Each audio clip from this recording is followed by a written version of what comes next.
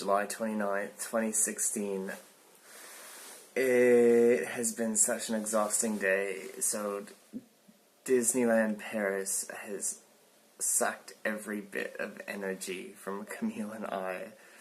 We spent nearly 12 hours between the two parks, the Disney Studios and the main theme park, Disneyland Paris.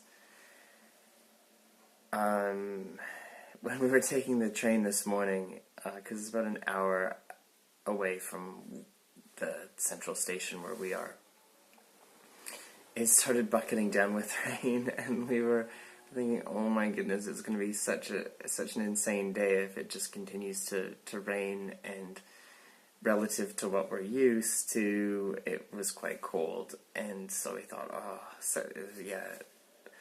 we'll see how we go, and within, I'm just trying to think, within maybe like an hour or two, the clouds broke, and it just got all sunny, and for the rest of the day it was just stunningly gorgeous, and yeah, nice and warm. And we hit up pretty much all the main rides, and a lot of the minor rides as well. Yeah, everything from Snow White to some of the rides that are unique to Disneyland Paris. And what else did we do? Because we got up especially early, and we left. The park opened at 10 o'clock this morning, and we thought, it's probably best to bring a whole lot of food in with us, and so we did. We stopped in at a supermarket and bought a whole lot of food and brought it in packs to the park, which turned out to be a really good idea because we didn't have to stop at any restaurants and take time out or anything. We could just go from ride to ride to ride to ride.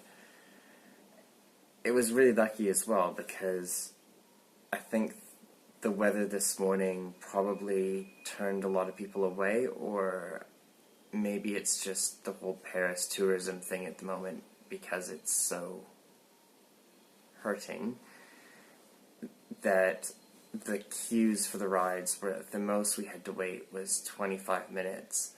But for most of the ride, like even the big rides, they had maybe 5-minute waits, possibly a 10-minute wait. And that was like Space Mountain. One of the reasons I'm so exhausted is because I went on Space Mountain 3 times. And that's a lot of turning and loop-de-loops and everything else. So it was a lot of fun, and we were really happy. I'm speaking for Camille here, of course, but we were really happy that we went. The park closed at 11. We left when the sun set, and that was around 9:30ish. And there's fireworks at 11. But we had watched the main parade of the day at 5:30, the only parade of the day, which was really cool. And we just thought, to stay until 11, because there were a couple other things that we had on our list of things that we really wanted to see, and that was the Eiffel Tower and the Arc de Triomphe after it got dark. And it was really worth it, but it involved going across the other side of the city, so Disneyland Paris back into like proper Paris, and then going all the way through Paris on the metro, and then getting off at the station, going up to Arc de Triomphe, taking some photos, getting back onto the metro. Thank goodness we were clever enough to buy day passes today, because we were just like on, off, and then we took another few stops down to the Eiffel Tower, where we thought would be a really good place to take some pictures from. This is just far enough away, but it was up on a hill, so we thought that's going to be the best place. And sure enough, we were not disappointed at all. It was amazing to see the Eiffel Tower all lit up at night from this hill, and we're just like the Walking Dead, getting off the metro and walking up all these steps, and going, oh my goodness, it's like 11 o'clock at night after nearly 12 hours at Disney, and getting up even earlier to catch the train out there. But we committed to it. We stayed strong, and we achieved. We actually achieved. And I'll admit, I'm really happy that we did, just because to leave Paris early tomorrow morning without having seen the Eiffel Tower at night, I would have felt slightly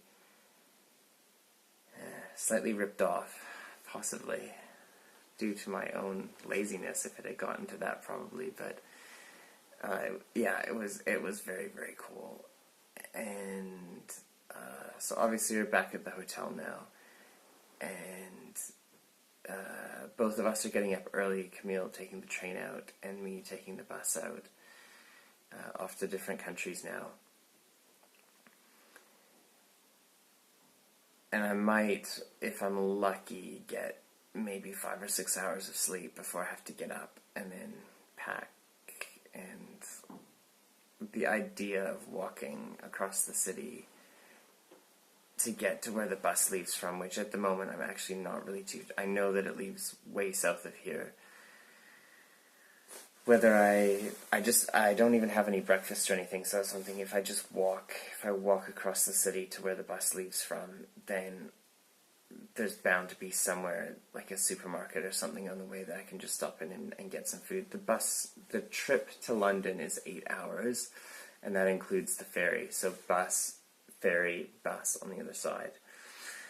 And I'm thinking, because I know Flixbus, because I took it to on one of the other journey, from Venice to Genoa, and I know that they don't have any meal stops. Like, that's the 6 hour, over 6 hours that I spent on the bus on that trip.